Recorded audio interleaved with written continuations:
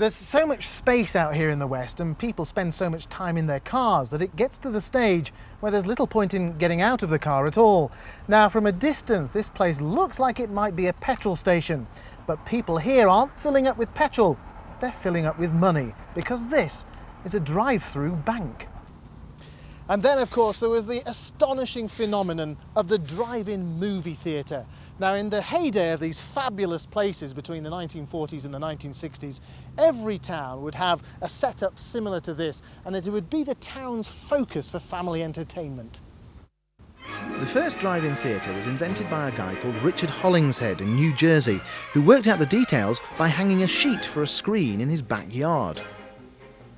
One main problem in his test was that if cars were parked behind each other, the cars at the rear wouldn't be able to see the whole picture due to the car in front.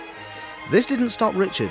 He lined up cars in his driveway, spacing them at various distances and placing blocks under their front wheels. And that way, he was able to find the correct spacing and the correct angles to build ramps for the car's front tyres to park on. You can see very clearly how that ramp system works here at this theatre in Denver. There's the dip where the car's back wheels would go, and the incline on the other side, the front wheels with the car pointing up towards the screen. To listen to the sound, well, if you don't have a car stereo, then you hook this over the window and the sound comes through here. Otherwise, these days, all you do is tune your car stereo into, in this case, at this theatre, 88.1 for fabulous FM quality stereo sound from the movie. It was a big traditional family night out, with some kids in their pyjamas watching a wholesome movie, with mum and dad also in the family car munching hot dogs and popcorn from the concession stands.